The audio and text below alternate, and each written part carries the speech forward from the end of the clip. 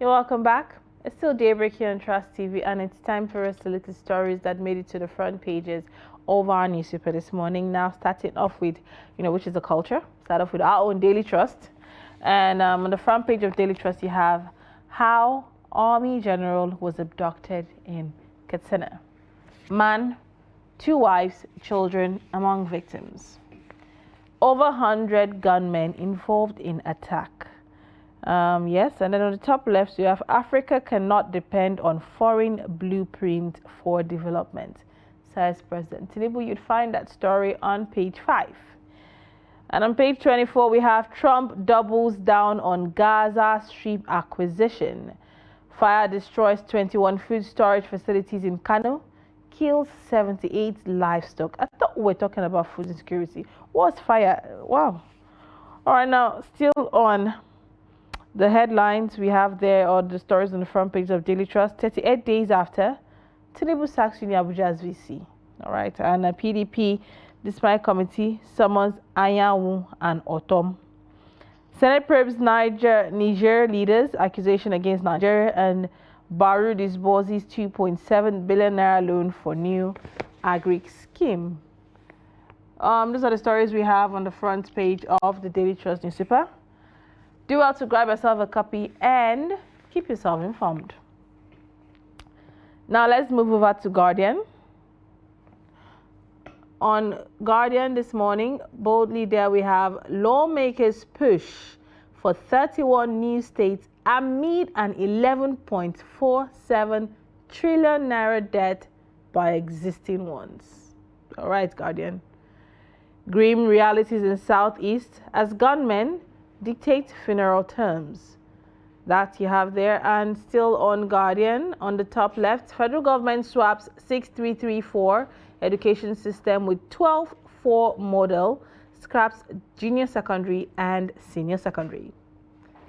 Still on Guardian, hours after matriculation, Abuja Varsity VC Governing Council sacked. Additional at 65, Tinubu Sanwo-Olu Abiodun Oyetola brand AFDB president, Nigeria's best export. All right. Still on the Guardian, fresh inflation concerns as NPA raises port charges by 15%. Tinubu Gowon Mohammed charts path to Africa's growth and prosperity. Manufacturers warn federal government against new electricity tariff hike. Still on Guardian, PDP crisis disciplinary committee invites Anyanwu Otom as BOT directs NWC to swear in Ude Okoye. Halt IOC's divestment till environmental mediation is done. Reps tell federal government, and Nigeria records world highest road accident, says Red Cross. Well, those are the stories we have on the front page of Guardian. Now let's move to Punch. And on Punch, Obiagena GHL file appeal against favorable High Court ruling. Fresh price hike looms as MPA plans 15% tariff increase. Still on Punch, ex-National Assembly members groups fault Reps 31 new states proposal. Senators insist focus should be on state viability. Afenifere Pandef called for true federalism. Tinubu Mbeki Gowon advocates homegrown solutions to African challenges. And PDP crisis, Ikimi's panel receives 30 petitions, summons Anyanwu and Otom. Still on Punch, Lagos installs speed limit monitors, imposes 50,000 naira fine. And opposition plans unveiling of mega coalition in June. All right, those are the stories we have on the front pages of Punch newspaper there. So do well to grab yourself a copy and keep yourself informed. Now back to the studio, we have Nuruddin Abdullah, editor 21st Century Chronicle, as he's joining us this morning to review some pages of newspaper. Good morning. Good morning. You look well rested. Thank you. All right, now kicking off with the stories we have. Creation of 31 states. The reps are pushing for the creation of 31 states. Before we get to what is on Daily Trust now, but we see that in over 2 newspapers. What is your take on this? So, I don't know. We are talking about scarce resources for multi-faceted issues. You understand? But people believe that, I don't know, particularly the lawmakers, creating more subnationals is the way to go. Almost every remote, some collection of remote towns want to be states. All villages want to be local government headquarters, some of you. Where do you have the money to cater for them? And it is an irony that in the government administration that is talking about even reducing cost of governance. Look at our recurring expenditure. It's ballooning by the day. So it's just an irony. And look at it, maybe it's another avenue by the lawmakers, to ingratiate themselves to their constituents, just like the president is doing. We are creating, we have states, we have ministries, we have federal agencies and parastatals, and now we have commissions. Almost every geopolitical zone has a development commission. So now how many states are you talking about? 31. 31, wow. So now we'll have 60, almost 70 or thereabout. So something actually is wrong with our way of doing things. How many of these states are financially sustainable? Minus Lagos. No state can even pay salary without federal allocation. Minus Lagos. No state, including the Delta states, the oil states. And now you want to create 31. You have 5 kids that you are moving from is it self-contained, what do you call it? You can even parent, not to talk of schools, even what to eat. And still maybe you are still tossing more wives to bear more children instead of addressing the issues at hand. So, Nigeria is just a funny country, and the lawmakers, Yeah. But I don't think this can sell through. Nah, we're just watching it. It's all over the news, so we're watching it to see how it plays out. Now, the story we have on Daily Trust, how Army General was abducted in Katsina. We saw this story yesterday, and the fears in the hearts of the people.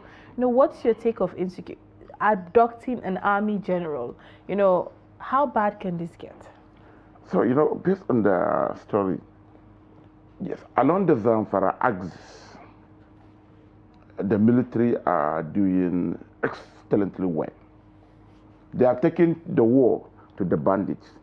Now Bello Turji can no longer do live videos. He can no longer taunt us. All his lieutenants, the military are saying they have eliminated them. They have either been eliminated or they are on the run, or they are even hiding. That's it. But while the offensive is taking place in the Zamfara axis, apparently in the last couple of days or even 2 weeks, there was a resurgence of banditry activities back to Katsina axis, Sheme, Kankara axis, which culminated in the abduction of this general. Because according to the story, more than 100 gunmen. Yes. So I thought that this is in the past, that 100 gunmen using how many motorbikes? I thought that maybe now they are in disarray, just maybe some packets of them. It simply means that the military need to re-strategize, maybe deploying technology on how to tackle. This is an Army general, but based on the story, he doesn't resist and he lives alone without even any military. Maybe only a general can live in Siga, because people were wondering, was he on a visit to the village? But the story is saying that he lives alone and without any military personnel. When he heard the noise, he just came out. What do you want? Don't hurt anybody. I'll go with you. So we hope that he's rescued and safe. We hope so too. Now, still on Daily Trust, Africa cannot depend on foreign blueprints for development. Here's a country that takes information from World Bank every time. What's your take on that? Well, I don't know. Yes, maybe it is good from time to time for our leaders to be re-echoing or parroting our sovereignty, particularly economic sovereignty. He's in France now, right? The president is in France. So we don't know how. Okay, who? I didn't read the president said this, and then we also had a couple of, other people, Meki, go on advocating for when he was speaking. When he was speaking, part of his speech saying that we can no longer depend on they're saying we need homegrown solutions to African challenges. Says a country and a nation that capitalizes on. We hope so, because maybe we hope that the president will have a rethink, particularly this subsidy stuff. All these Bretton Woods, IMF, World Bank, but we hope he will walk his talk, because this talk is cheap.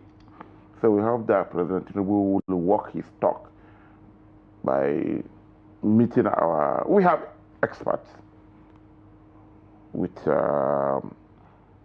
expertise, they understand our peculiarities, that it is not everything. No, we don't have a problem with the financial institutions, but it is not everything that it is not ever a prescription that they send that will take hook, like and sinker. And it is a good development on its own that the president is even thinking this way. All right. Let's touch a bit on the position before we go to, if we still have time, the fresh price hike for NPA now. They are saying that we see what is happening in PDP, the whole drama going on there. And at this point, 2027 is around the corner. We still don't have an opposition. And now they are saying that opposition plans of unveiling a mega coalition in June. That story was on Punch, but we're still seeing trickles of issues in PDP. Labour has just been mute with their chaos for a while now, but we know that there is more coming as it goes. So what's your take on the stance of opposition with how it's coming? Do we need a mega coalition of opposition party, or we need an opposition that would really hold this party and this government accountable? If you historically, just recent history, and to oust PDP in 2015, there was a coalition. CPC, Buhari CPC, and Tinubu's SCN, some faction of ABGA, and AMPP, marched together and formed the APC today, that Nigeria is struggling to remove again. You understand? So they need that, but I hope that the politicians can do that, because if you look at them individually, are they ready now to subdue their personal interest and advance national interest? Are they ready? We saw people that were emperors in their various states, and now they have become activists. There are newspapers saying this. I said, if they were inside the government, they wouldn't be saying so. So in Hausa, there is this saying that Nigerians mistaking, how do I put it, people, emperors as surveyors, machuta as machichi, and whatever. So that's the issue. How honest are they? How many of them can survive? Because the ruling APC will not sit and watch. True. They have to deploy their tactics on how many of them are ready? Maybe apart from going to Kuje prison or whatever, how many of them are really ready, particularly the politicians? And what do they have that is different from the ruling party? Less than 12 years ago, we did the same thing. 2013, APC was born. Less than 4 years into the APCs, we're saying that, okay, Jonathan returned. A bag of rice moved from 8,000 to 35,000. So the leadership question, these are the same people that we are recycling. Maybe let's look inward and see, okay, other people, and maybe give them the chance, but not the politicians that will now come and say, if they are outside government, they become activists. They are on Twitter, they are on Instagram, they are all the television stations. The moment they are elected, they are mute. They are mute. So that's the characters we have on display. All right. But finally, maybe opposition is integral part of democracy. At least it will keep the government in check. In check. And this opposition should not be just be limited to politicians. We need the civil society organizations, youth organizations, women organizations, student organizations. In fact, they are more formidable. In most cases, untainted. We don't have people that we are climbing down on democratic tenets in their various steps. And now, because they lost out, I don't want to mention names, and now they have become activists. All right, we hope that we would have a proper opposition and not activists. We need opposition, not activists. Thank you very much, Nuruddin Abdullah, for always coming, through for us with fresh insights to issues on the paper and, political topics that people want to listen to. We do appreciate your presence. My pleasure. All right, having said that, we've come to the end of Daybreak this morning. I hope we've been able to keep you informed. I hope you've been able to leave the show with something tangible to hold on to. Having said that, to everyone who has called in, everyone who has sent WhatsApp messages, we greatly appreciate your input. We do not take it for granted. But keep a date with us, same time, tomorrow. We have Daybreak Extra coming your way here on Trust Television. My name is Lilian Ogazi. Bye for now.